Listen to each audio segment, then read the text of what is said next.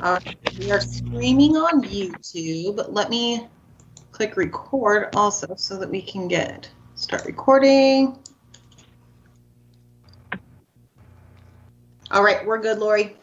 Okay, good afternoon, everyone. I'd like to start this meeting for Coos Library Board on November 5th to order. Tara is not here today, so as vice, I will do my best to run the meeting. So the first thing on our agenda is introduction and agenda changes.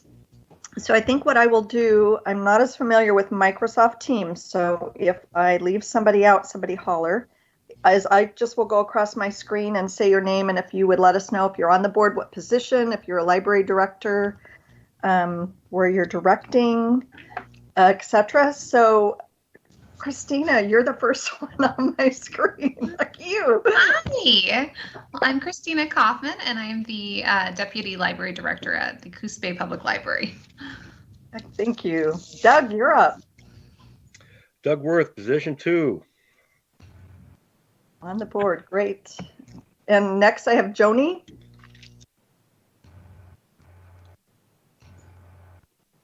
Looks like she's muted. Yeah. Oh, Joni Bedwell. Can you hear me now? Yes. Joni Bedwell, Powers Public Library. Perfect. Thanks, Joni. Haley. Hi, Haley Lagacy, North Bend Public Library Director. And Carol. Carol Vention, representing North Bend Public Library in City of North Bend. And now my squares all got mixed up, so bear with me. Betty, I see you next. Betty Bondora, Public Library Director. Thank you. And Sammy. Sammy Pearson, Director of the Coos Bay Public Library. Okay, let's see. Now my phone's going to ring. I can't see who else we have. You have Stacy Nix, the administrator for the Extended Services Office. Thank you. Of course, Stacy.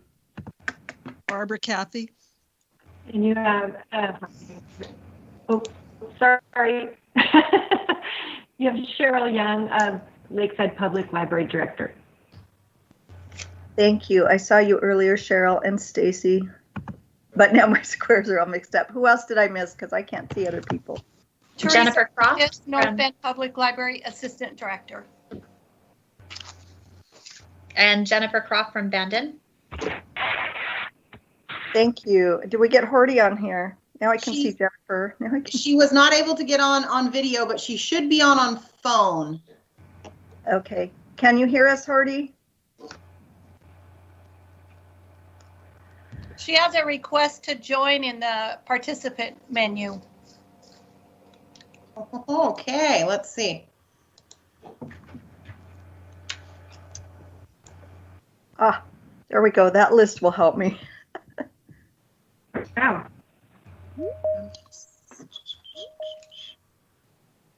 Francis is waiting in the lobby. Perfect. Okay, I think I've got it now. Let's see here. My computer is being super slow right now, so bear with me. My computer keeps going on and off. Where you can hear, can't hear people, can see, can't see people. I'll hang in there. Okay, Francis, we were just going around doing introductions. If you would introduce yourself and your board position, that would be great. Yeah, I'm Horty Joyce from Bandon. Thanks, Horty. And Francis. I couldn't get on the computer, so I'm doing it by phone. Great. We're glad you are here. I'm glad I'm here too. Okay, Francis, your turn.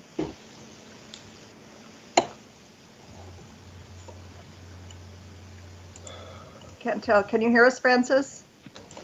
Obviously not. Maybe. Okay, well, she is maybe trying to connect or get her sound on. I'm Lori Nordahl, and I am the position north of North Bend, still within District 13. So with that, Francis is here from, I think, Coos Bay position. Yeah, City of Coos Bay. Thank you, Doug. Okay, are there any agenda changes?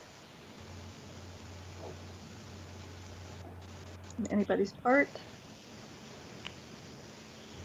Okay, hearing none, let's move forward. Next on the agenda is the approval of minutes from February 13th and April 19th. It's been forever. It's so nice to see people.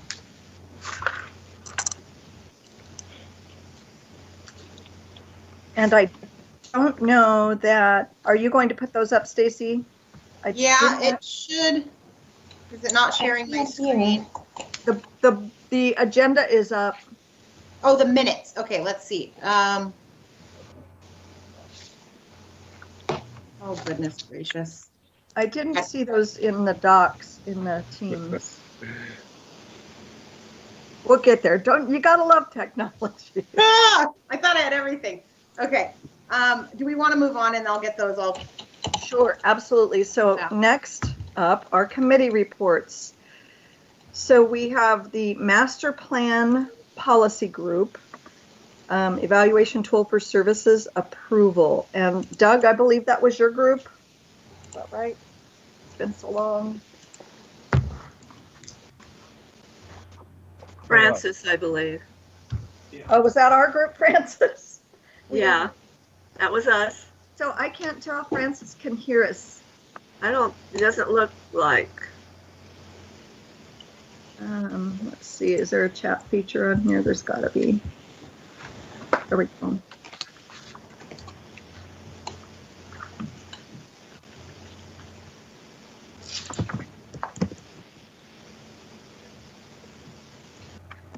DC, was Barbara Calfee going to be at the meeting? She's on here. Oh, she is. Okay, Francis can't hear anything. Does she have her?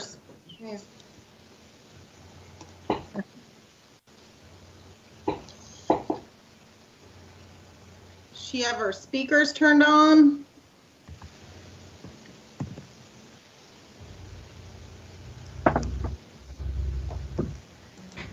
Stacy, do you have a mute button that has her on mute? I don't think so. Let me pull her up here though and see. Francis. No, it says mute participant, so she's not muted. Now I have her muted, and now, now I don't know how to unmute. My mask off too. So there's got to be a way on here to test your sound. Or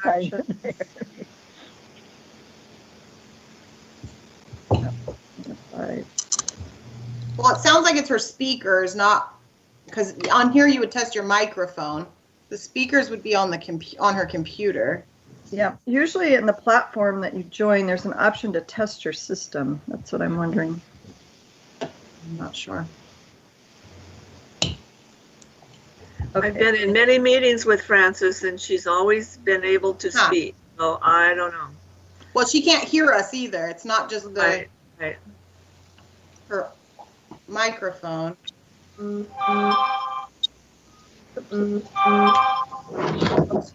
There's another one.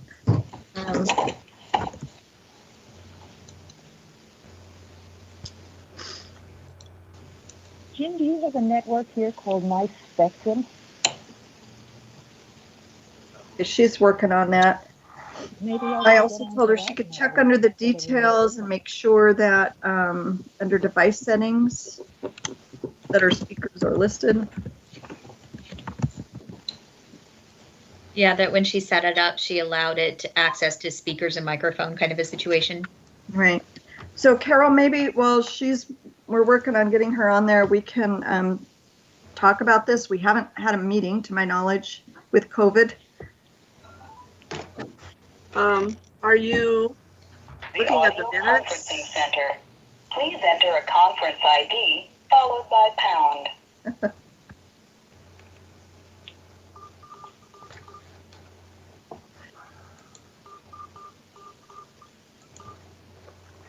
Lori, are we looking at the February 13th minutes? No. We were waiting for, we're in the committee report. Yeah, we were waiting for Stacy to find those to put them up for us, but. And I have the minutes now if we want to go back to that. Okay, let's go back there. Please wait for the leader to So here's the first one from February. I don't know who that is. This meeting is being recorded and or transcribed. I've got it here too. This is Terry. Did that just echo the word echo? So that noise that we were just hearing was Frances joining on her audio. So I think perhaps she was able to hear us, or her microphone on her computer was on, so we could have heard her. So when I muted Frances, your computer account is when the feedback stopped. So Frances, can you hear us now? I can hear you. Can you hear me? Yes. So I don't even know that I have a microphone on my computer. I have a webcam that I use. I have a computer. I do not have a laptop. It seems to be working okay now, so that's good. We figured something out. Great. We can see you, we can hear you, and you can hear us. That's awesome. So we are going to backtrack, Frances. We were going to talk about the master plan policy group, the evaluation tool, but now we have minutes available on the screen. So we're going to back up in our agenda and do the approval of minutes from February 13th and April 9th. So I'll give people a chance to look at the. How to make it side by side. There's 2 pages or 3 pages. So if everybody wants to let me know when they're done with this one, I can't get it to go side by side.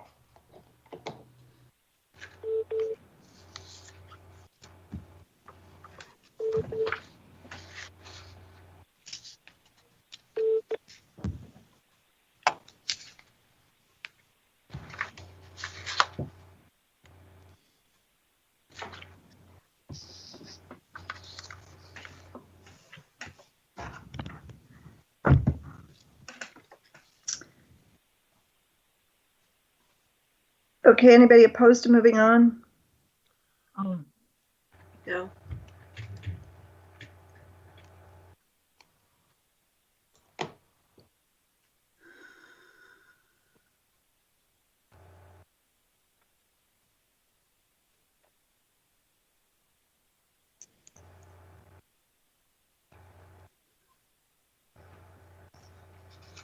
Actually, the handbook isn't quite done yet. I have a big long chapter on the history of the allocation committee, all 20 some years of it. So that's not quite completed yet. Okay, so there we go. There's a. Do you want me to add that in to the minutes here? Yes. Okay. Doug? Hello? Yeah, hi, Horty. I get to make them hear me. Hello? I can hear you. Oh, I can't see. I'm just on a phone right now. Did Jennifer get on there? Get on what? Yes, Horty, I'm here. Oh, okay. I just wanted to make sure you were there. since I can't see anybody. That might be a blessing. So what I have up right now is a PDF, so I can't change it. But Doug, I'll make a note to add it in there to the actual. What was it that you were working on for the handbook? It is Chapter 7, the allocation, the distribution formula that the original, how it has changed, et cetera, what it is currently, and it hasn't changed in the last 2 decades. It's all that kind of stuff. Okay, so kind of a history of the distribution formula. There you go. Perfect. Okay, I will add that in. Okay, anybody opposed to moving on? I mean, further down. Perfect. That's the last page. Okay,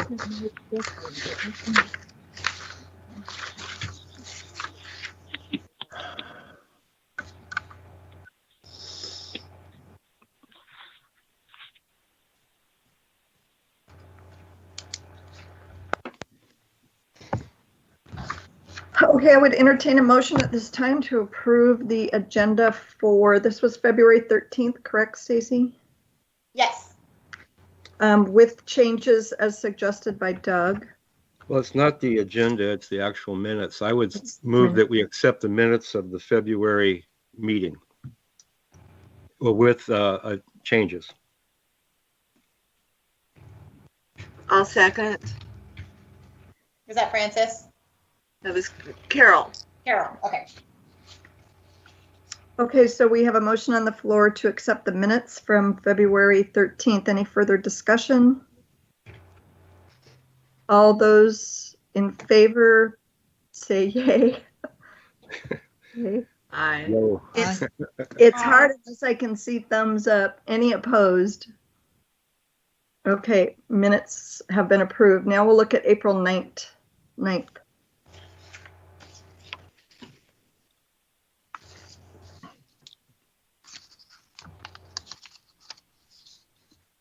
Are those up for everybody?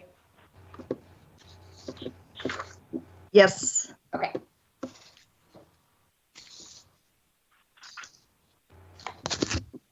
And this one is 2 pages.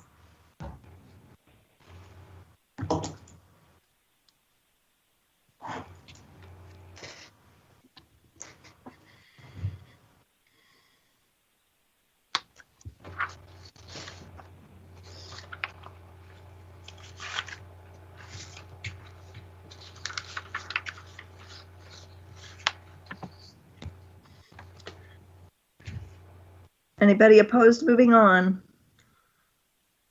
Go.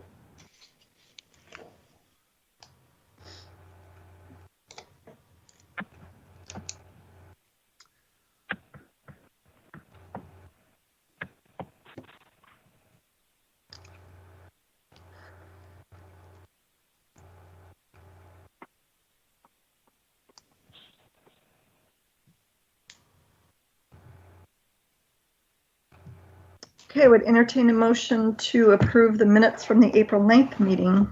If there are no changes. I so move. Carol here. I'll second. Okay, motion on the floor is to approve the April 9th meeting. Any further discussion? All those in favor, thumbs up or say yay or dance or something. Yay. Aye. Any opposed? Okay, motion carries. Minutes have been approved. So moving on in the agenda, Francis, this is where we were. We came to the master plan policy group, the evaluation tool. This is coming back to me now. The action is to possibly approve this evaluation tool. Do you want to speak to this for us once again? Okay. As you can see, there's first a list of the services provided by the ESO and a couple of statements about our duty as a library board to evaluate those. If you'll look at the procedure, if you'll move it up a little bit. Yeah, thank you. This looks very similar to what was in our evaluation of a new service. You remember that seemed like eons ago that we put together a process to look at a new service if we were going to add a new service. So I think we have in the past gotten data, service statistics. I think what has been missing is the goal of the service, what's the outcome, what are the measurable objectives and activities. And so this list what our aim is in providing a service. So you can read those there on number 1, evaluation report, A through F. And on the next page, GHIJ, which includes the cost of the service. And we also recognize that there may be some subjective criteria that cannot be quantified in data, or special achievements specific to the service provided, some bragging points. And then this report would come from the ESO to us for any recommendations for changes, improvements, or continuation of the service. So that's the process for an evaluation. And then we thought we should look at the timeline, because if we're going to make a change in a service, then we would expect to be able to use that information when we put together the budget or make any changes in the budget. So we thought that October was a good time to look at the evaluation, look at the process, and there should be a fiscal year report on services ready by that time. We also thought that there could be an in-depth report of one of the services provided at each meeting, so that it would enhance our understanding of what it is we're trying to do with the service and the progress that is being made. And also input from the library directors. And then a special evaluation could be done outside these timelines. So I think I'll stop there and leave it open now for anyone else on the committee to comment. We had fun putting this together, as always, our committee. I do have one comment myself. Sure. Mm-hmm. Under your timeline, item C, I think if I recall right, Tara and I both had concerns about requesting new services only at one meeting per year, the October meeting you have it mentioned here, whereas new services might be required throughout the year. I think that was one of our hangups with this.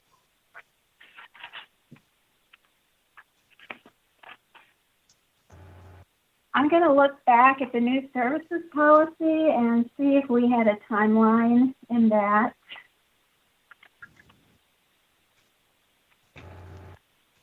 I guess what I was saying is that anything could crop up anytime during the year. And to wait until a meeting in October to address the issue might be kind of cumbersome. Mm-hmm. And I don't think the intent was to limit it. The only time of the year that a new service could be talked about in October, but we also talked a lot about the difference between a program and an actual new service. And it might be that something that's brought up exists under a new service. It's just a different way to fulfill that service, but it's not an actual new service, as listed in the master plan.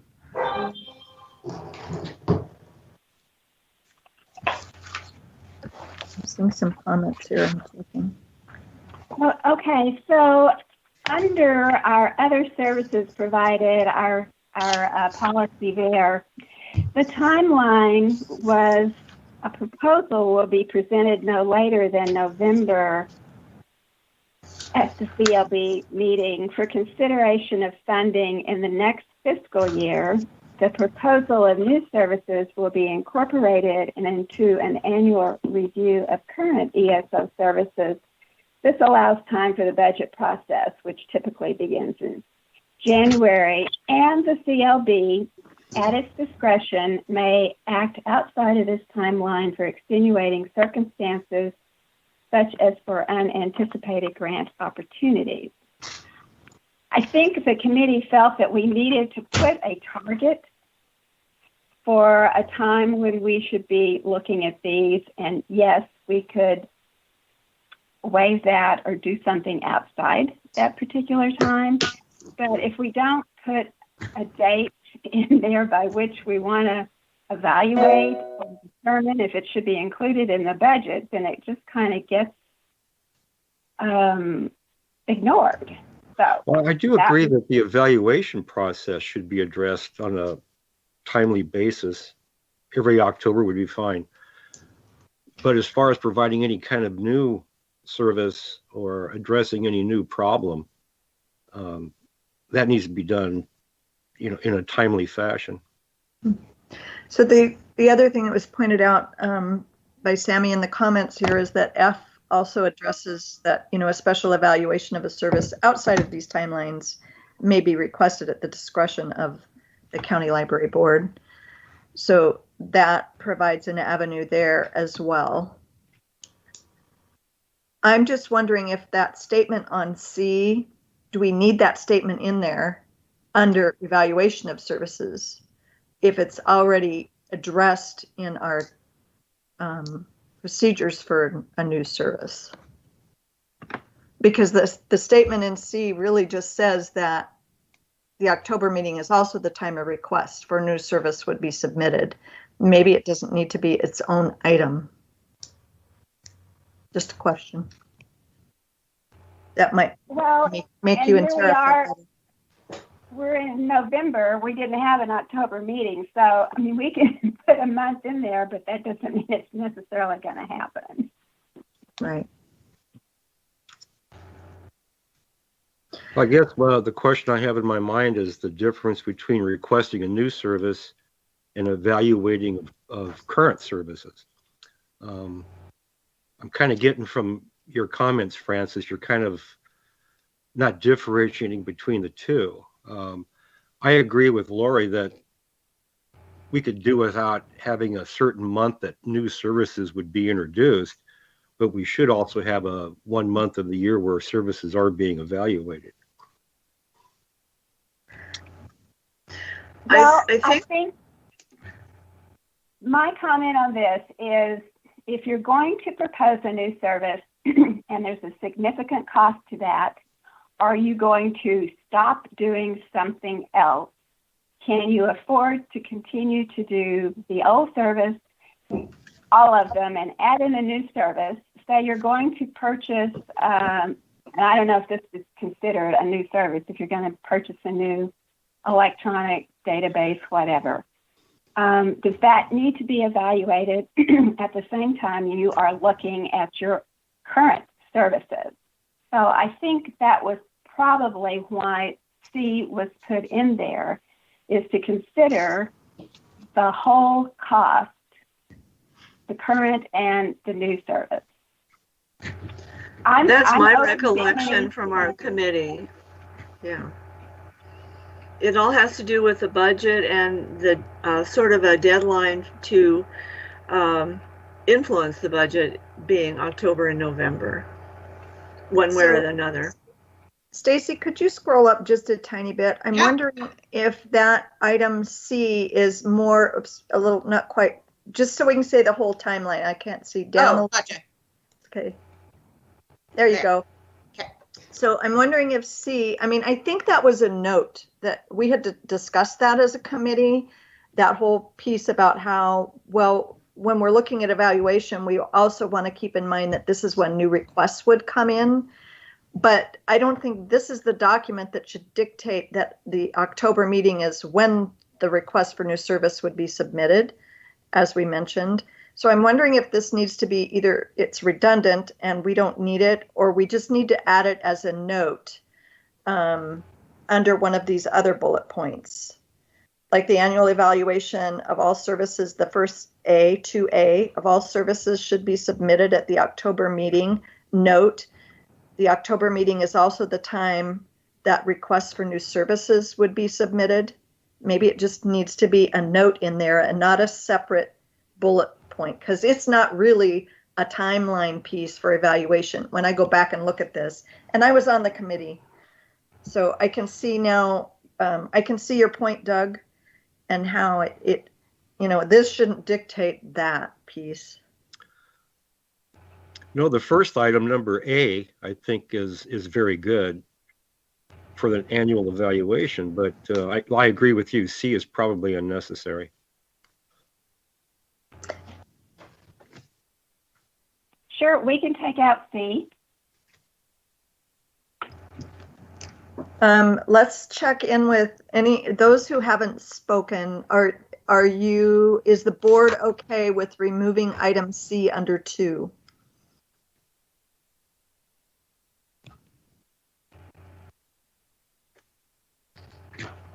Okay, those two. Is anybody opposed? Let me put it that way. Nobody's speaking up. Speak now or forever hold your Okay, so now I need help with this process. If we choose to take out item C, do we have to have another first reading of this policy, or can we adopt it with the omission?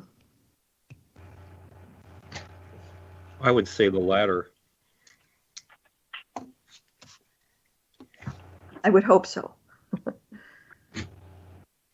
Okay, so at this time, I would entertain a motion to adopt the evaluation tool for services with the omission of item 2C.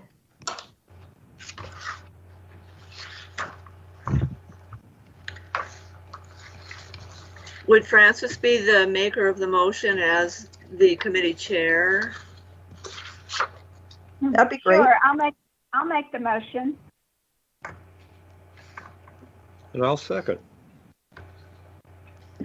Okay, so we have a motion on the floor to approve the evaluation tool for services from the Master Plan Policy Group with the omission of item 2C. Is there any further discussion? Hearing none, I'll take a vote. So all those who are in favor, raise your hand, speak yay. Yay. I can't see everybody. Yay. Yay. Any Yes. opposed? Motion carries. Hooray. Okay, we're moving on to the allocation group, and I believe that's Haley. Or we usually turn to Haley. I don't have anything for us today because it has been such a long time. I went back through and the committee's work had been tabled a long time prior to the pandemic. It was something that had been kind of set aside. Doug, what are your recollections of where we were in that process? Yes, we were pretty far along, and what we had determined was that the formula should be based upon population and library activity. With approximately, I think, I forget, it was 8 years or 10 years of a phase-in period, because the allocation committee has not been, formula had not been changed in such a long time. It's quite a step up and step down for a few of the libraries. So we're going to phase it in over, I think it was a 10-year period in, small increments, so it wouldn't necessarily hurt any one library. We were adamant that the formula be based upon statistics, which of course with this COVID going on, accurate statistics are not available to us. Some of the libraries have been closed. Well, you all know the various factors involved. So, the stats for this year are going to be way off. So that's kind of where we're sitting. I guess we're just kind of waiting to see what for things to return to normal, and so we can get some statistics to do the formula for. As a non-member of the group, can I make a comment on it? Is that okay? Sure. I mostly want to express gratitude. I did not realize until I came to Bandon how badly this was needed. I've recently discovered that the city has been supplementing the library budget here at Bandon for quite a few years. that, and also at a recent at a city council meeting earlier this week, our planning department has actually requested a pause in allowing new applications because they received 1.5 years worth of applications for new stuff over the last month. They're now hiring a new person, so our population is expected to be expanding pretty drastically. I think, and I'm concerned that at the current allocation formula as it is right now, I don't know that it'll be adaptive enough to be able to effectively serve those patrons and in the way that we're growing. So I want to express gratitude for the work that has been done so far. I think it's good work.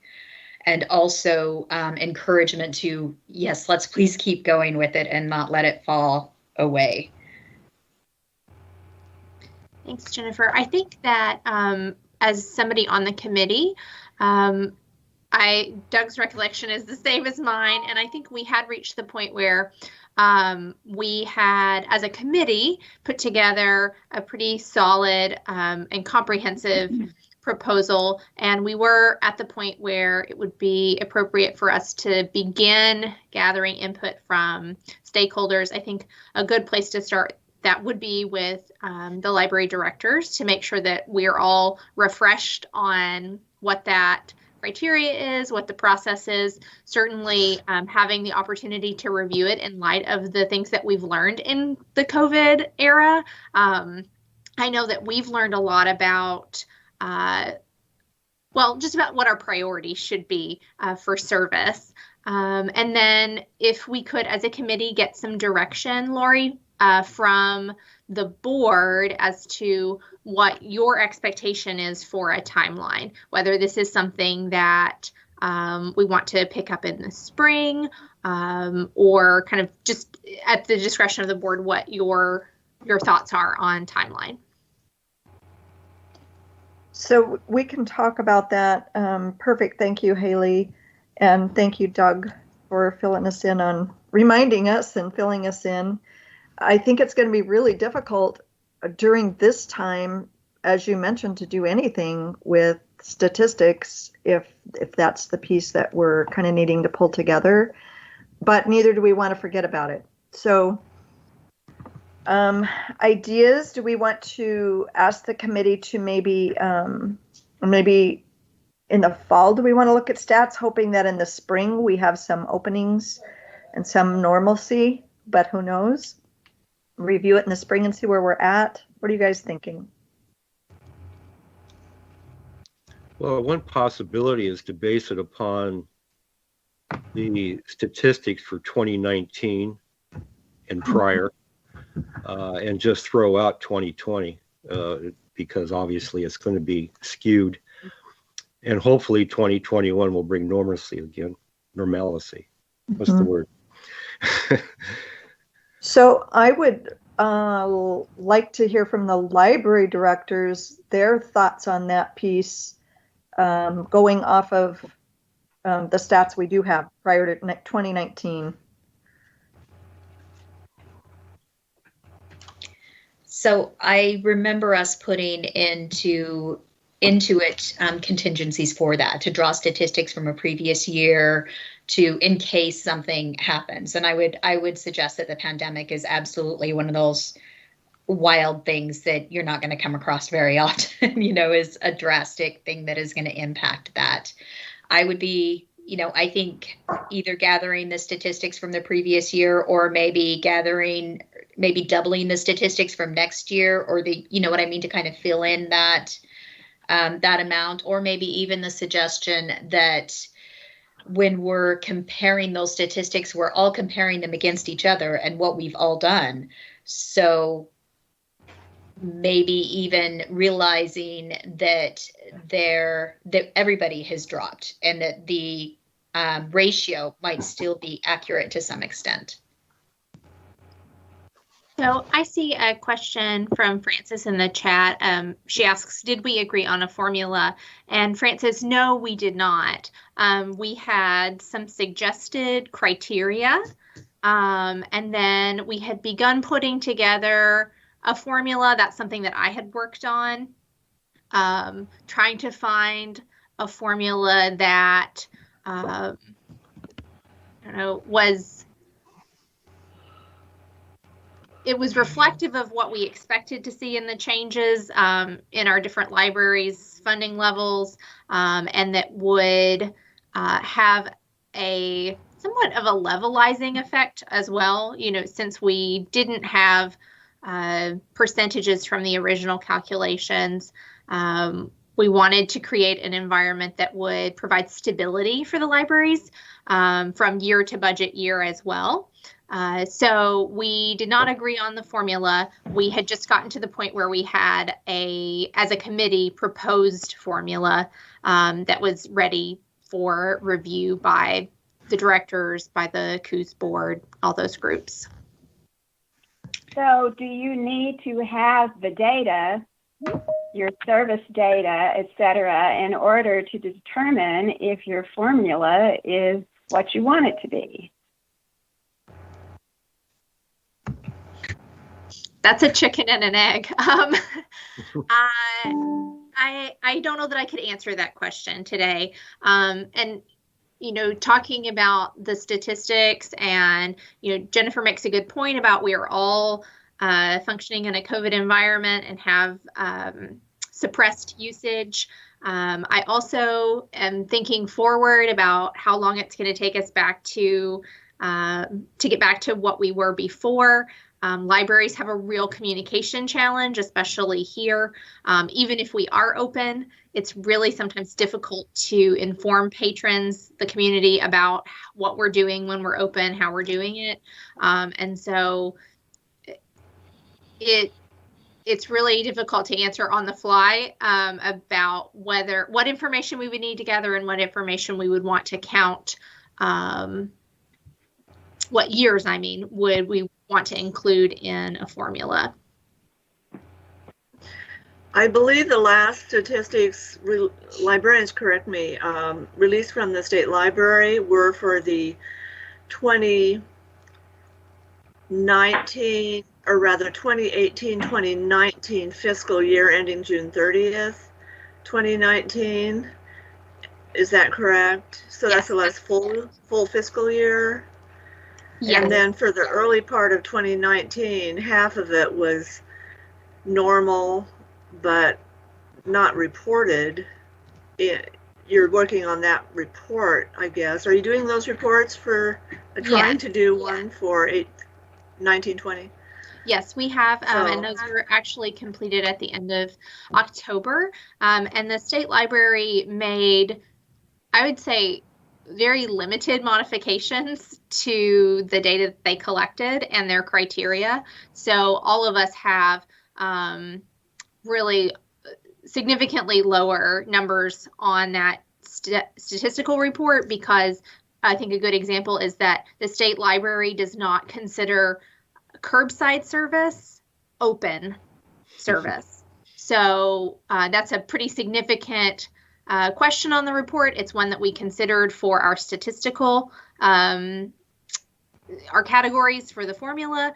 But according to the state report, even if you have staff in the building and you're offering a curbside service, that is not open library service. That doesn't count for your service hours.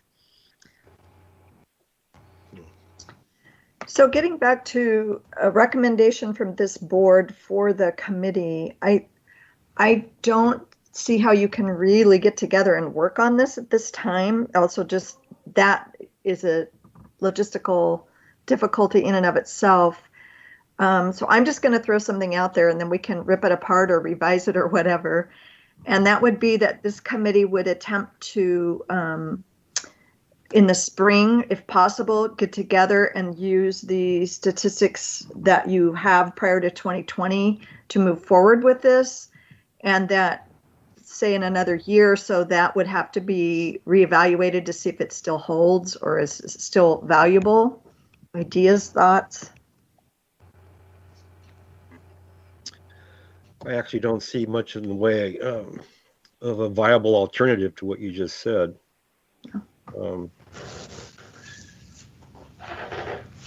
And it may not even be possible in the spring, but to make that a goal, to try and get together if it's something that's a feasible thing. And if not, it comes back to this body to say, we still can't really get together. Yeah. Well, one of the things, and I think Haley alluded to it, was that we were waiting for the state librarian's report to come out. That's our source for the official statistics to base the formula upon. And we just hadn't met, the committee has not met since that report came out. Perhaps we should. But regardless, the statistics for 2020 are just not going to be useful at all. Right. So does this board want to direct them to attempt to meet? It's so much nicer in person when you can actually talk, but I'll leave that to the other committee members. I'm amenable to meeting in person.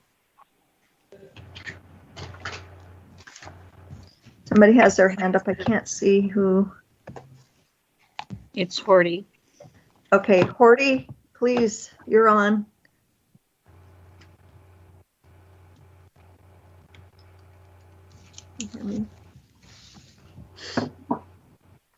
Are you there, Horty? Mm-hmm. Go back to my participants list. Maybe she was trying to vote. I don't know. Maybe it could be. Okay, no other committee members want to chime in here. I think who else is? Microphone is. Can you hear me now? I think yes. Yes, Horty.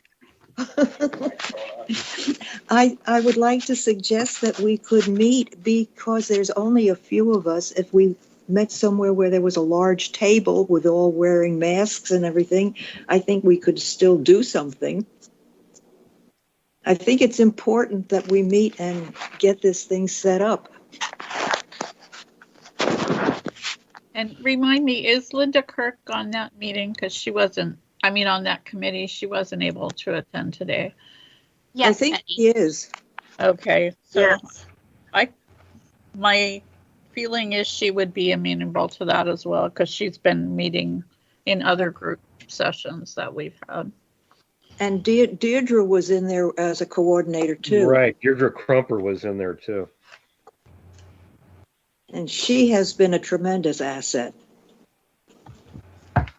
So what I'm hearing from the board is that you would like for the committee to meet. It sounds like either late winter or early spring is preferable. So I will take that as direction and make a note to follow up with the members of our committee in February with the intention of setting a meeting date. And I will also spend some time in that interim gathering up our prior work and finding where we are in that process. And then also I would appreciate from the other library directors, and this is something that we can add to our agenda in our meetings, some input on how the current pandemic might be affecting our statistics and areas where we may need to make special considerations as a committee and make special recommendations to the CLB because of this year's events. Yeah. Does that sound in line with what you guys are thinking? That sounds perfect to me. Sounds good to me. Yep. Sounds good to me too, Haley. Great. Thank you. I think that's a go, Haley. I appreciate the committee's work. This is important and unfortunate times that we're going through to stop our progress or halt it or slow it. Okay, next up on the agenda is the Law Library Group, and Stacy has an update. So I think basically disbanded the Law Library because that's not going to be something that or Law Library Group, because that's not something that's going to be we're doing. But I did want to kind of give you guys as a board an update They do have a county attorney. His name's Nathaniel, and he is kind of taking over the law library, and he's turning it digital as much as he can. We as the directors of the library have added database called Westlaw. That's a lot of digital content for the patrons of the library. And there is a part of Westlaw that gives the reference desks at certain libraries extra access to more stuff, and he'll be adding that at the law library. And I have been having a hard time getting a hold of him, but he is hoping to be able to subsidize some of that budget that he has for the law library to add that behind the desk at a couple of our libraries so that we have more access to that stuff. And that's basically what's going on there. So the law library is still functioning, and they're working on making it digital for the most part. Nice. Thank you for that. Next up, we have old business, and it's the 2020 budget the final budget review. How did we get to the final budget review already? I got it here. Hold on. It's one of these tabs. There we go. So I have the balance sheet up here. I guess we could just start at the top. Let me shrink it down a little bit so that we can get more on the screen. That's the wrong way. We're not seeing your screen. Oh, I thought I shared it. Okay, here we go. Screen. There we go.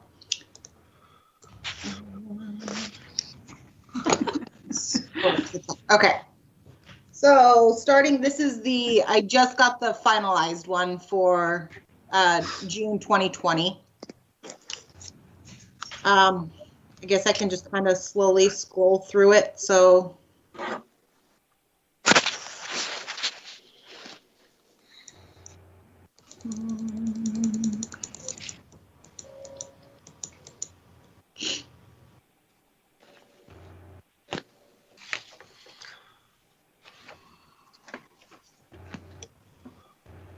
you guys can let me know when you're good with me going to the next page.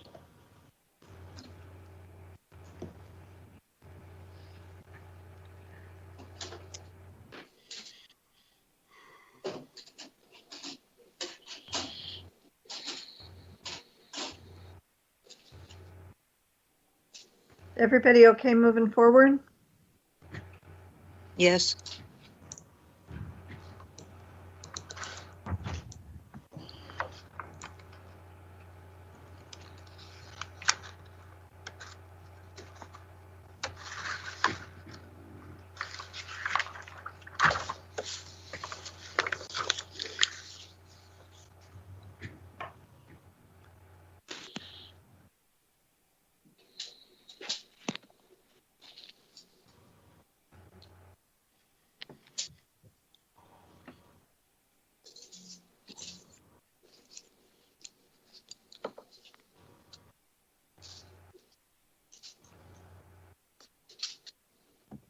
Stacy, I have a question.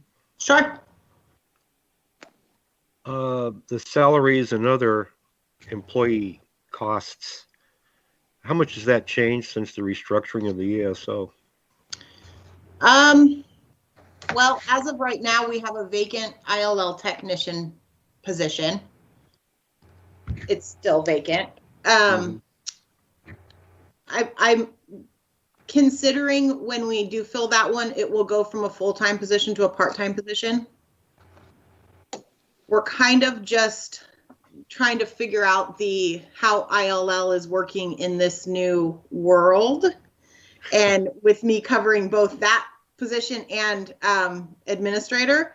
So we have it kind of dialed back. You'll see when you get to the ESO report that the statistics are increasing. They're still a lot lower than they used to be.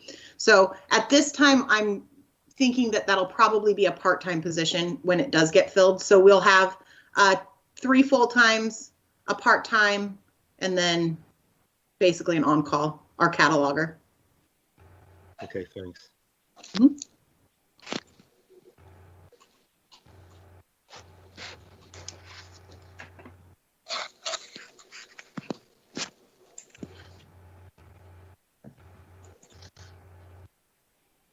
Everybody ready to move on?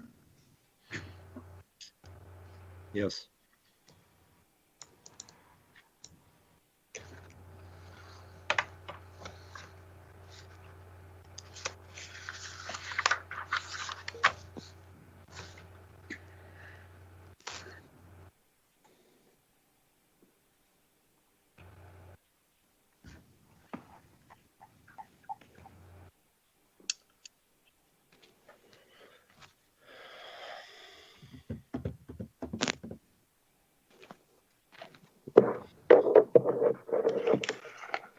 Is that the last page there?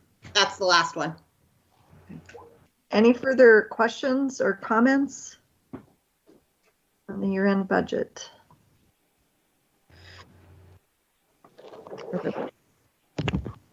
The budget review. Gosh, quiet group today. Okay, let's move on to the master calendar for the board. Oh, where did I put that? There it is. So this is just kind of what we basically started talking about it at our last meeting in February. This is kind of just the draft. I brought this to that meeting and was kind of letting everybody just kind of stew on it and see if they came up with anything else. I don't know if anybody has any suggestions of things to add to this for the calendar at this time.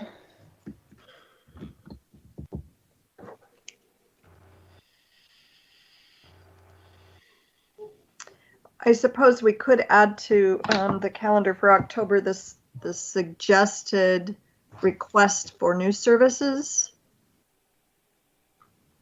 along with evaluation. And that is our goal, that it would be that time before we look at budget planning.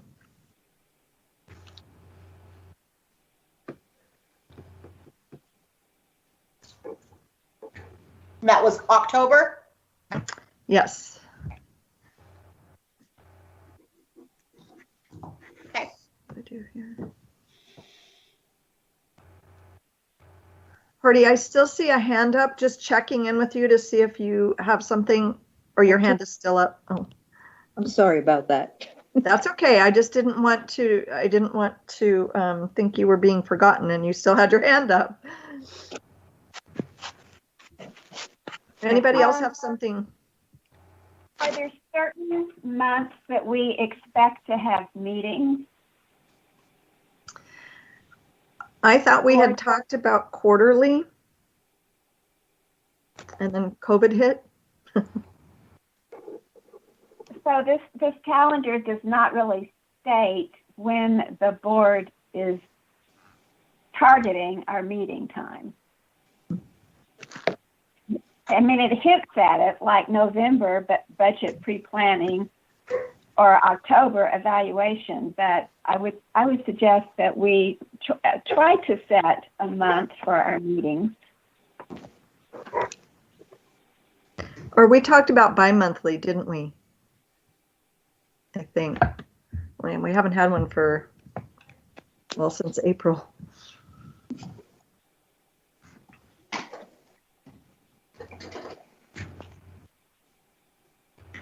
So what is it, Francis, you'd like to see in there? Like just the board meeting for certain months listed? Yes. Mm-hmm. Yes. Board meeting. So how often do you guys want the, are we sticking to the bi-monthly, quarterly? The chair can always call a meeting too. Quarterly sounds good. That sounds... I guess the question is, we need to meet often enough to do our business. And if in this past year, we supposedly were looking at creating policies and so on. I mean, we still have the formula that's outstanding. We have evaluation of services, which has not really occurred. So I would say we need to, as a board, be sure that we are accomplishing what we need to accomplish. And if that's 4 times a year, then fine, but or otherwise we may need to have an additional meetings besides quarterly. Right, agreed. And I think that, that can vary depending on what's before us and what our plan is for, the handbook and the policies, etc. So can I make a suggestion then?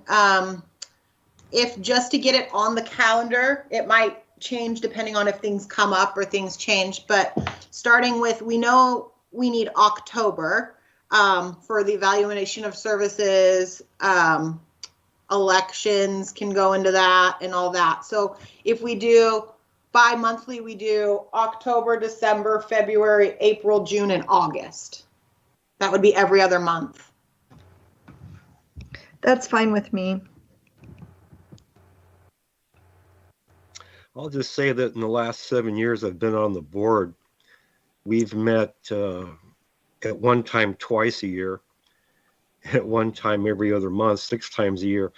The former was far too infrequently, and the latter perhaps was a little too frequently. We had some meetings every other month where not much was needed to be talked about. Mm-hmm. I think quarterly meetings kind of hits a nice balance. I agree with quarterly. The other thing I think about quarterly is it allows enough time in between for those committees to meet and do their work, so they actually have something to present at the quarterly meetings. Okay, so that would look like October, January, April, July.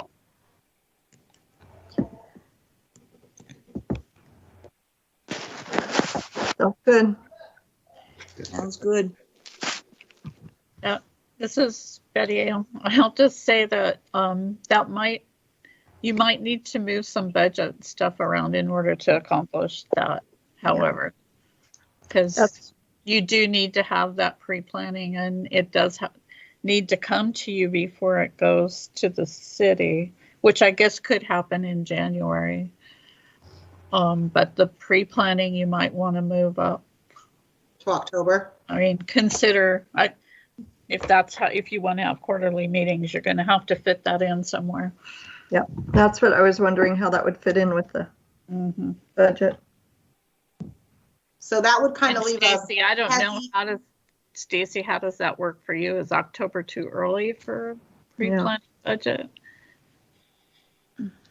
Well, I mean, it would be kind of, with the way that it's structured right now, I mean, it would be meeting in October, November, December.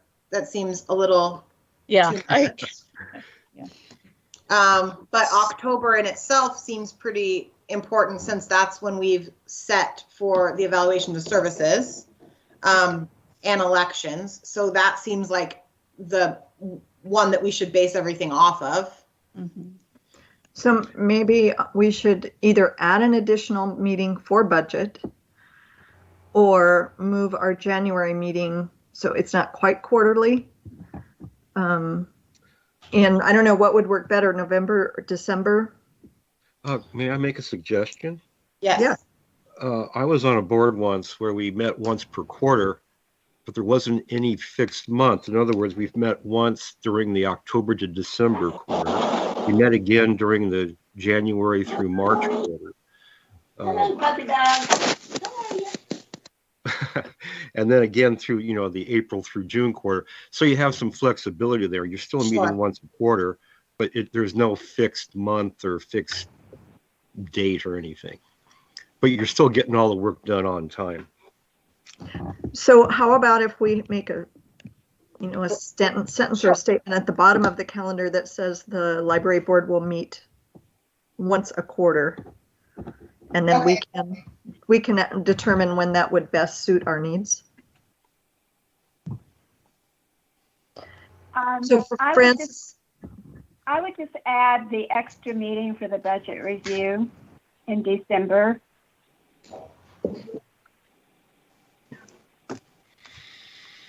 Okay, so now I'm looking for other members to hop in there. We have two ideas. We leave it open and say we'll meet quarterly, or we schedule quarterly and add an additional budget meeting. It just seems to me that most of our work is in the fall, October, November, December. So that's kind of where our focus is. And the other meetings are kind of like we hear about what's happening. Well, and we have to have, of course, a spring meeting for the review of the budget. But, or we could have October, December, February, and May. What do we need to do in the summer? I don't know. Would it be too waffly to say that the board would meet quarterly, October, January, April, and July, but with flexibility to move meetings within each quarter if necessary? Or Francis, do you think we really just do need to add another meeting in that one quarter? I'm thinking it would be nicer for Stacy if she didn't have to think that budget had to be ready in October. Yeah, Carol, I like the flexibility of your plan. Mm-hmm.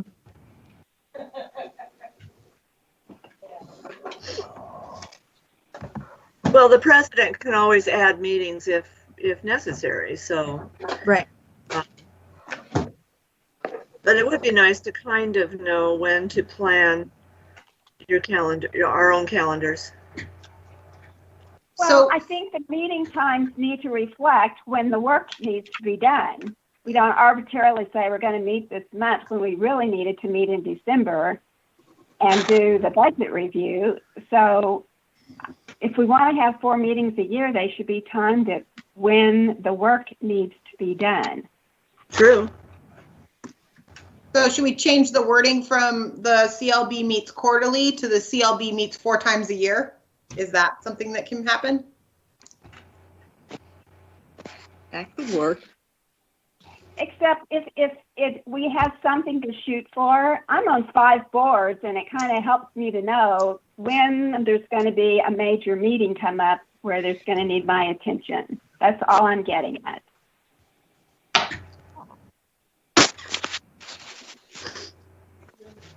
Well, it seems that the most important is October, and then somewhere in late November, early December November for budget planning, and then somewhere in December to January for the CLB review of the budget.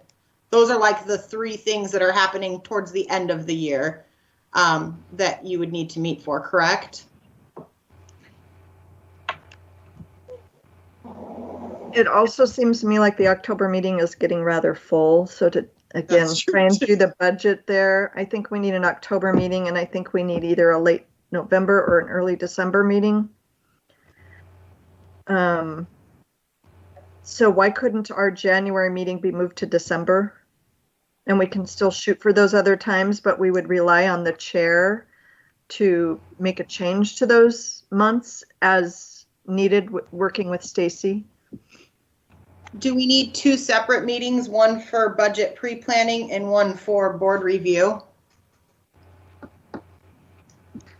Well, probably, because it probably should be out there just in terms of public meeting that we have reviewed it and looked at it, and then we come back and review it. So if anybody wants to join our meeting or has input for us in the meantime, we would take that input.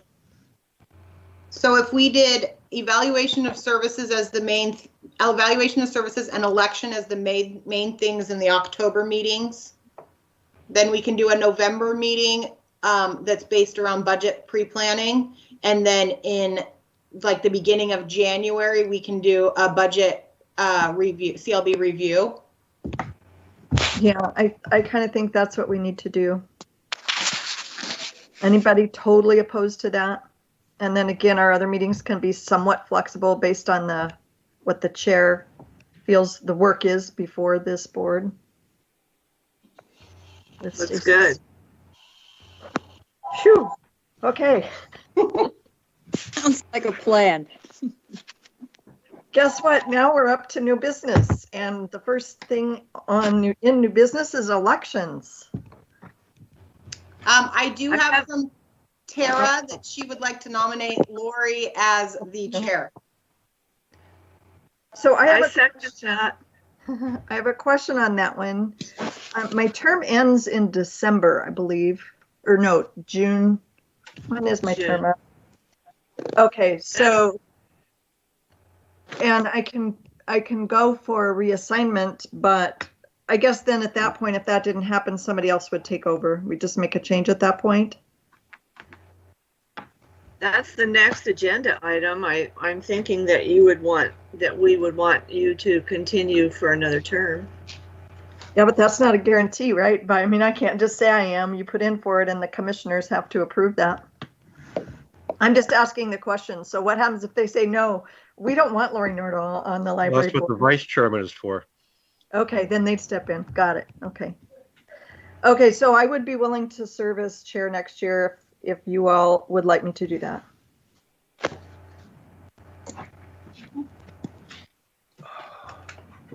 Anybody else want to do? Come on. Let's vote. Let's vote. 46, let's vote. Okay. So there's a motion on the... I think we need to have a second, don't we? I seconded. Oh, did you? Okay. I Carol, did. right? Yes. Okay, last chance for somebody that wants to do this. Okay. All those in favor of nominating or electing Lori as chair for next year? Aye, dance, wave, something. Aye. See your hand, Horty. Thank you. Okay, any opposed? Okay. Next up is vice chair, right?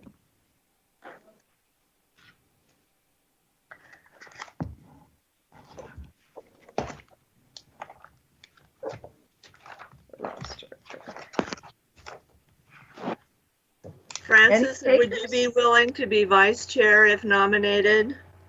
No. What I thought.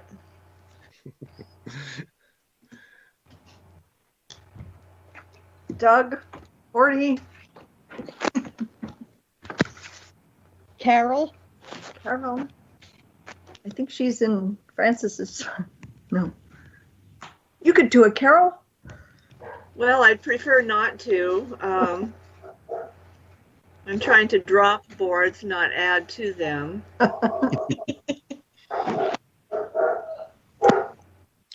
I'd be willing to.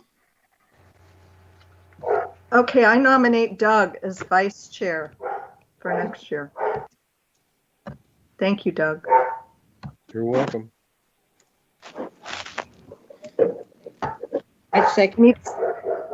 Did somebody second? Do 40. Okay, we have a motion on the floor to elect Doug as vice chair for next year. All those in favor, dance, wave. Say Aye. Aye. Aye. Aye. Okay, thank you, Doug. You will be vice chair with me next year. I mean, yeah, we'll be a team. Okay, update board and director roster. Are you pulling that up for us, Stacy? Well, I don't actually have Okay. one. I couldn't find one since like 2016. So I don't know if everybody just wants to email me their most convenient contact information on the board, all the board members, and then I can put one together and then get it all to you so that everybody has everybody's contact information. Yes, and we'll also need to have the library directors and the ESO personnel on it Sure. also. Sure. Are there any terms that need to be extended at next June 30th that we should think about getting rolling now, or Yes. how long does that take? The last I saw, there are two of us with terms expiring in 2022. That's Tara Johnson and myself. Everybody else, I think, is next year, 2021. Yeah. I show Francis as 2020, but I don't know if that's the beginning of her term or the end on this Ross directory. My understanding is that I was just reappointed. Okay, so that would move you to 2024, correct? Yes. The date I have on this list is 8/30/2024, so that would make sense if you were just appointed. Yeah. And then Doug, my paper says 20, I can't hardly read that. Looks like 18, but you must have already been appointed, so you're 2022. Right. As is Carol. And then myself, Robin is not on the board now, right? Yeah, No. that's Barbara. Barbara is, and Horty and Tara are all 2021. No, Barbara would you be finishing that term, Barbara, or were you a whole 4-term? No, I think I'm finishing out her incompleted term. Okay, so that's 2021, 2021, and Tara is also, I cannot say her name right today, 2024. 2022. Yeah. Yeah, so there's a number of us in 2021 coming up.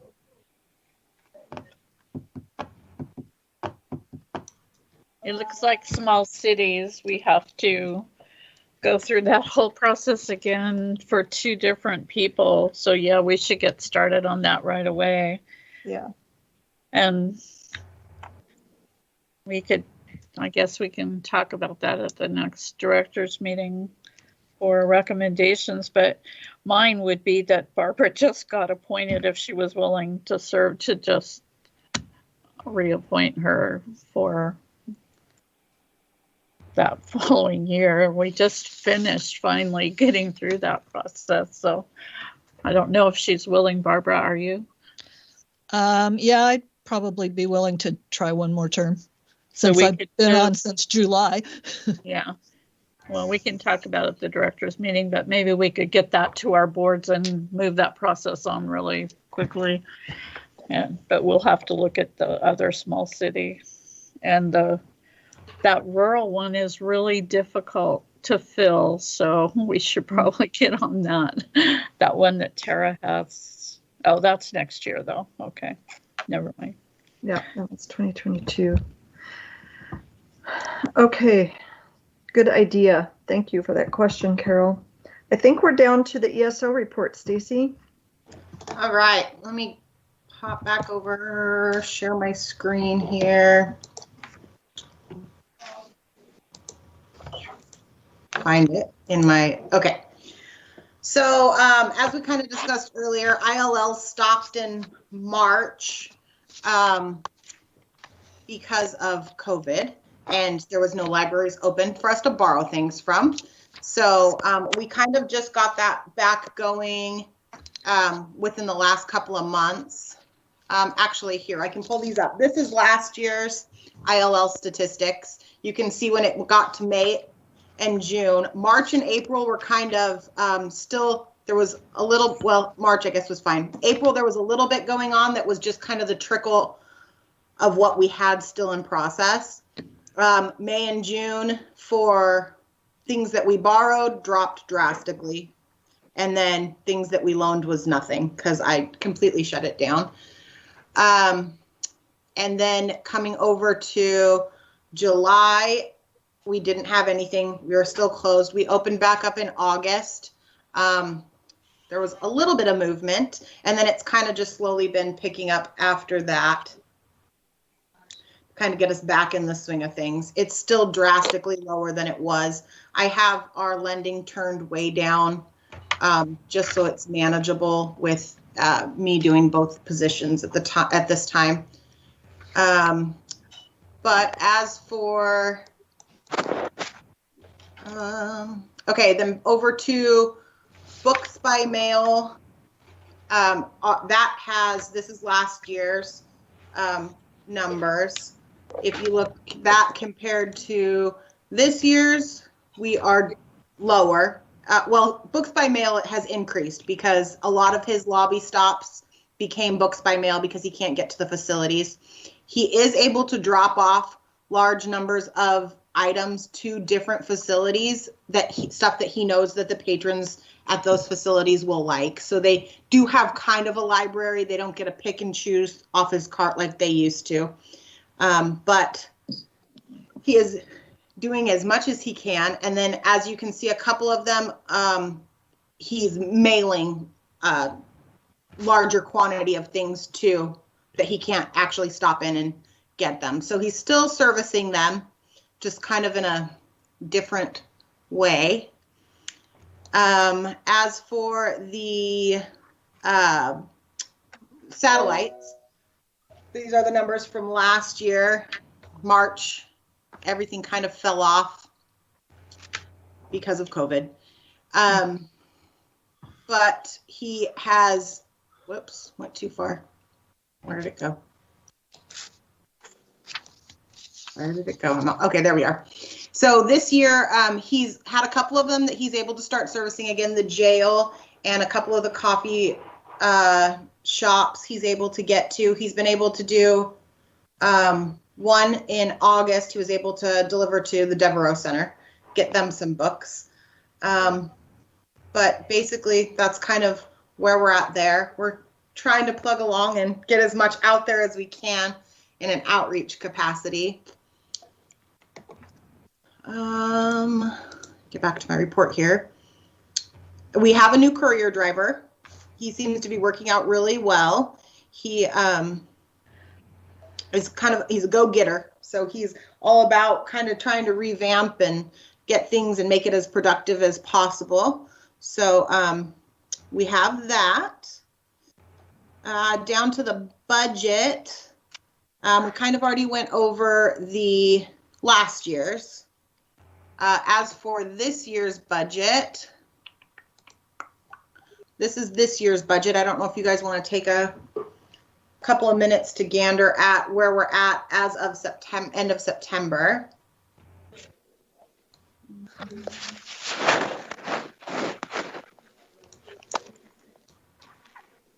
Kind of where we started.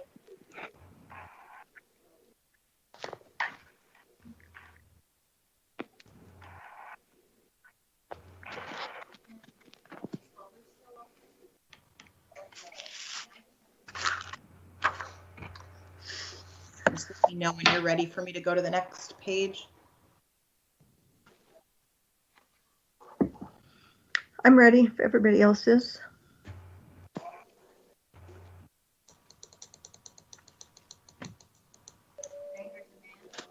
Let's shrink it down.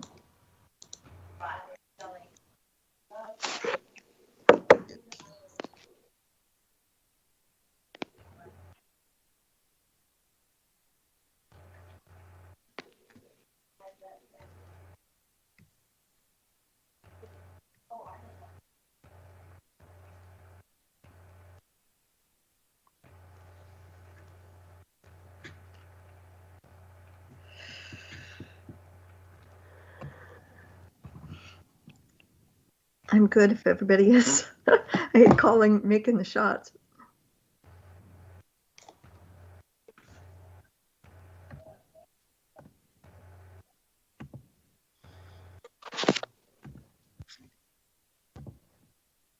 And I think we're at the end.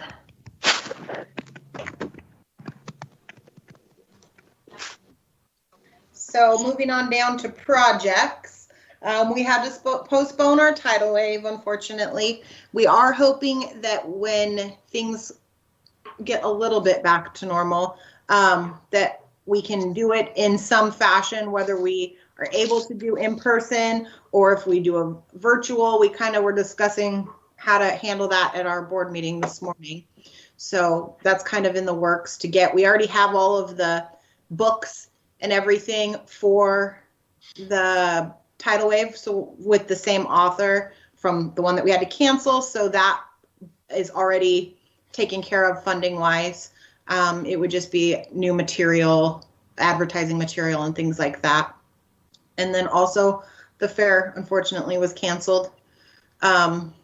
We did take the stuff that we had purchased, that Jennifer had purchased for ESO for the fair, and we dispersed it between I dispersed it between all the libraries, so that they had those books to add into their summer reading programs, or however they saw fit to get it out into the community at their specific libraries. So we were still able to distribute the books, just not at the fair like we originally planned. And that's pretty much it for ESO. Any questions?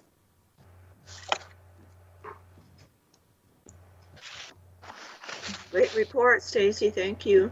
Yeah.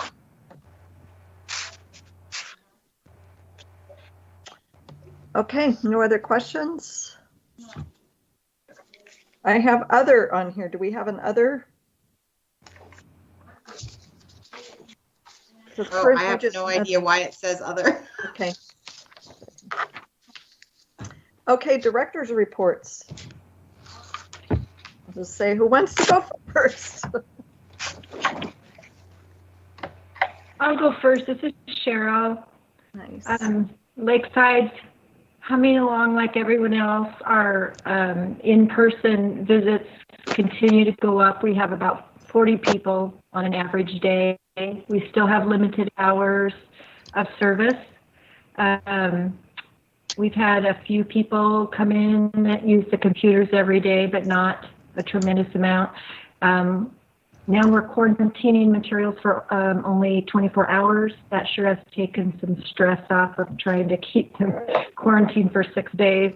It still takes a great deal of our time to quarantine, sanitize, talking to people about wearing masks, about sanitizing their hands, all the things we're all going through. But all in all, people are extremely thankful we're open, and we've been feeling a lot of holds.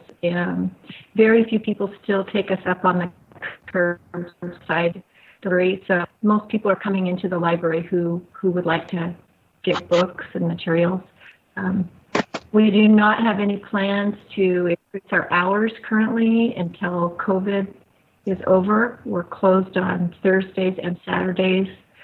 Our board, library board, is, we've had a couple board members get pretty sick, not with COVID, but other things. And so I'm meeting virtually with my board.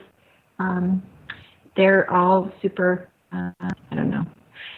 eager for us to open up a little bit longer hours, but also are being cautious about that. So we've just kind of extended those hours to go through the holidays. We have no programming scheduled. And that's about it, unless anybody has any questions for me. Thank you, Cheryl. And I just want to say, and to all of our libraries, thank you for what you are doing to get services to our patrons and get books in the hands of our community members. This is Betty Adora, and I can kind of really just sort of echo Cheryl's comments about what's going on at our library. It's pretty much the same. We're open about half time of our normal hours and seeing a lot of people during those times, but of course limiting how many people can come in at a time. And computer use here also, not that many people. They're bringing their own devices, but we do have some ways to deal with them to help them when they need to. And we had a pretty successful summer reading backpack program. It worked out pretty well. We filled the book backpacks. I think several libraries did this, but this was something we had done last year, so it was kind of what we had in mind already. So filled the backpack with books and things for the kids to take home. They just had nothing. They couldn't come here for programming, but we gave them things to do, and they had plenty of books to read. So no, and school was yanked out from under them. Yeah. We also have co-sponsored a learning center here at Dora for the children who don't have internet at home and need a place to do their schoolwork. So we have we expanded our Wi-Fi to go into the other portion of the building, the kitchen and wide area, and with some funding from other community groups paying the rent for the space for the fire department, and they're having school there 4 days a week. Well, it's working out pretty well. We wish more kids could come, but we made a requirement that a parent had to be there with them because we can't afford to have staff over there, and we don't want the other parents to have to supervise someone else's children. So there's one family I really wish they could get down here, but they're just not willing to do that. So, but it's working well for the kids that were huddled up outside the building trying to do their schoolwork on the sidewalk. So yeah, we're happy about that.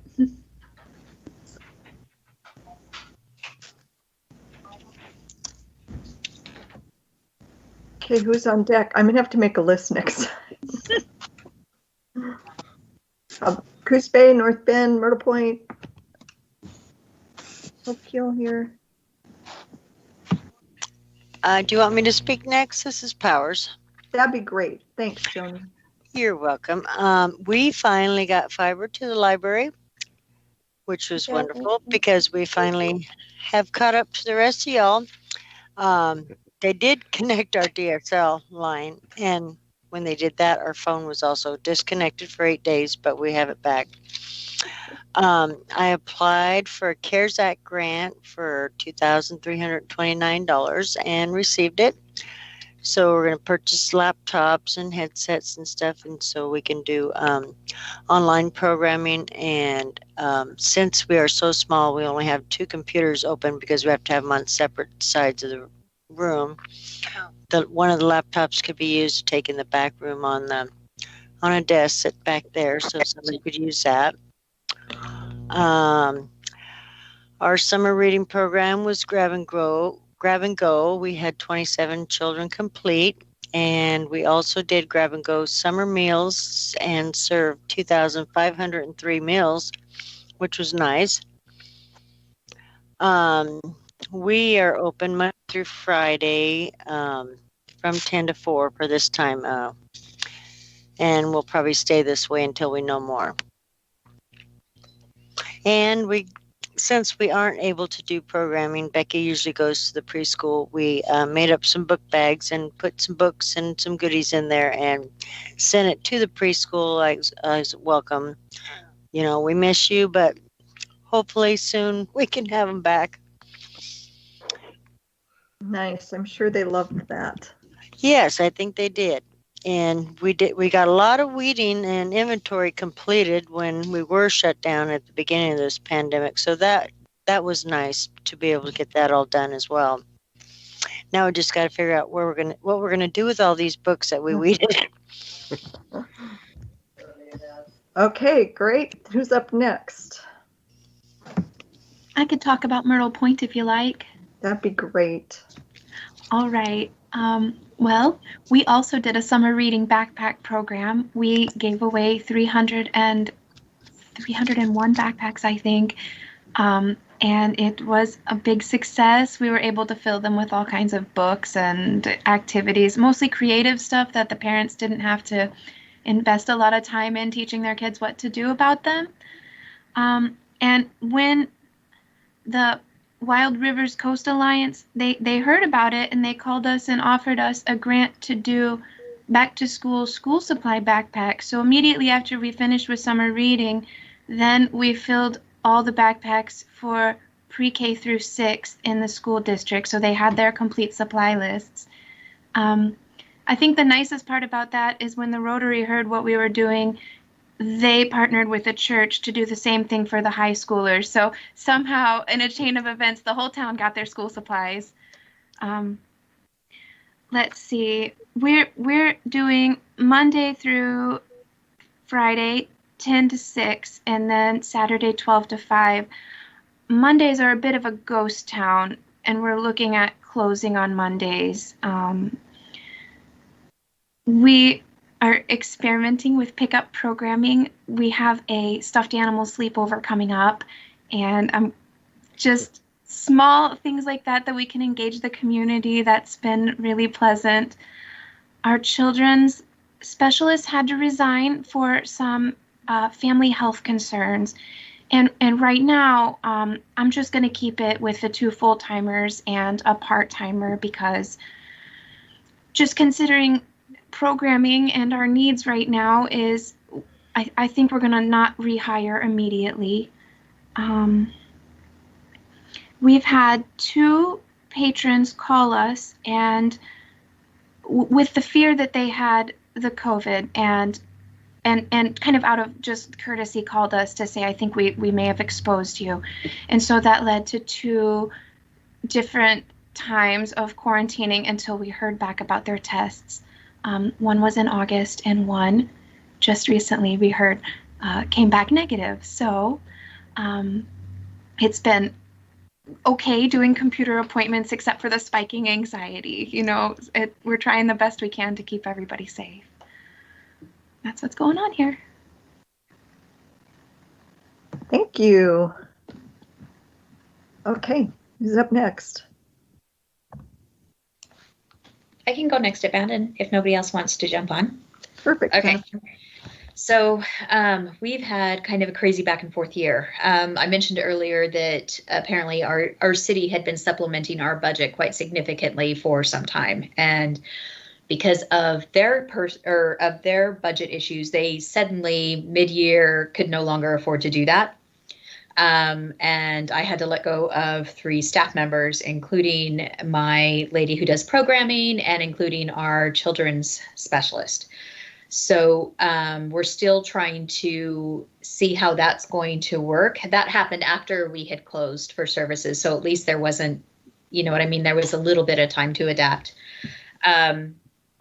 We are still trying to figure out how that's going to look once we're open fully.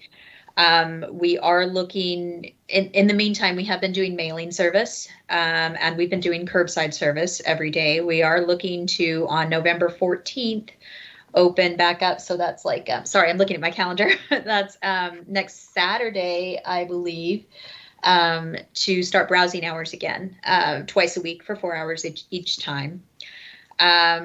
We have been experimenting with virtual programs. It's been less successful than I would have liked, but fingers crossed that it picks up and it starts to do better. In that vein, we also got a CARES grant, with which I purchased a bunch of tablets with data on them so that we can circulate them to our patrons so that they can maybe partake in said virtual programming a little easier. And I think that is mostly what we have at Bandon. Hey, Jennifer, I have a question for you. Yeah, sure. There was a lady that left her house on Beach Loop Road to the Friends of the Bandon Library, I think it was. Mm-hmm. If you're really hard up for money, what happened to that? So they are, so our friends group is supporting us with a specific amount of money every year. What they like to do is say what they made in the previous year as far as income goes, then they will often contribute in the next year. And that hasn't completely washed out yet. Like they still haven't gotten a check for that yet after all of the, I guess there was some taxes and such owed on the property. So it's still a windfall, but it's not quite as big as they were expecting. And when I will see that, or when our library will benefit from that, will be in the next fiscal year after they receive those funds. Okay, does that answer your question? Sure. Just that it seems like it's been a while. It has been, and we are definitely feeling that as well. Yes, I hear about. The Friends group is definitely talking about that too. Okay, thank you. Mm-hmm. Okay.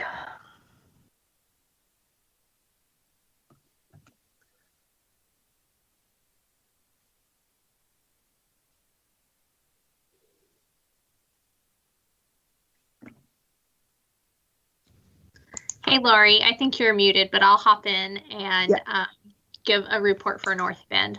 So we are doing many of the same things that our fellow libraries are doing here in Coos County, open on a reduced schedule of hours. We're really trying to balance public expectations with the reality of what we can offer during this time, what we can offer in a safe way, and certainly the procedures that we have put in place. I know Cheryl mentioned the added burden of the sanitizing and everything. It certainly requires more staff to operate the library right now during a given hour than it does in non-COVID times. So we're working to balance that with public expectations. We have been working on a strategic plan for the library, and strategic planning during the pandemic has been an interesting process. The library received a technical assistance grant from the Ford Family Foundation that helped pay for a strategic planning consultant, and that has been wonderful. I'm so glad that the Friends of the Library and the Foundation backed us on that because it's really, I think, what made it possible for us to get this done during this time. So really pleased with how that process has gone. We conducted a public survey as part of that strategic planning process, and it gave us the opportunity to ask some questions about how people would like to receive library services and how they want the library to communicate with them during the pandemic. And I think our two big takeaways from that are that in-person visits are very important to the North Bend community and to the folks who responded. So we'll continue to prioritize that and try to make that possible for as long as we can. And then the second was that previously people wanted us to communicate with them in print, so they wanted to pick up a flyer at the library, but 80% responded that they would be willing and happy to receive information via email. So we're going to try to capitalize on that new willingness and try to develop some new ways of communicating with our patrons. So all of you, especially those of you guys on the CLB board, you're liable to start to see more emails from the North Bend Public Library. So, but we're looking forward to some special holiday programs, and it's been a good time for us to experiment and try some new things. We hadn't really, done any virtual programs before. And that's something that libraries in other areas had been doing for a while now. And so we're trying to see the silver lining in all of this and take the opportunity to do some experimentation. Great. Thank you, Haley. How about Coos Bay? Okay, hopefully you guys can hear me. My computer's deciding not to cooperate. So far, so good. Okay, good. Okay. So much the same as everyone else. We've had reduced hours. We've been being very creative. We started online programming pretty much, very shortly after we went into pandemic. As a result, we will be featured in the American Library Association's new book coming out regarding online programming, which is kind of exciting. We are working on a story trail through Mingus Park, where we'll separate a picture book into 16 different stations, and people can walk along and read the story while they're exercising or just out enjoying the park. But unfortunately, they'll also be dredging the ponds, so we have to wait till they're done dredging the pond to actually install it. The foundation experimented and did an online fundraiser this past Saturday. It went very well, for the most part, I think. And that's about it from here. That's exciting. You'll be featured in the American Libraries magazine. And I do see Ivy from Coquille is on. I don't know if she has an update with anything that's going on there. That'd be great. And if you do, Ivy, looks like you're muted.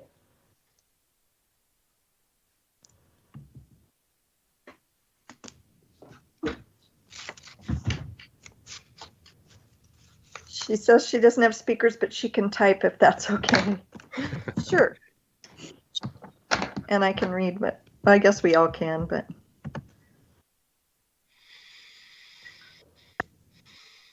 she give us a quickie?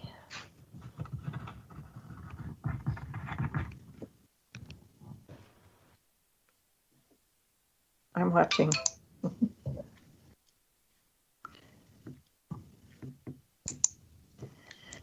Well, we're waiting to see if Ivy is typing us something.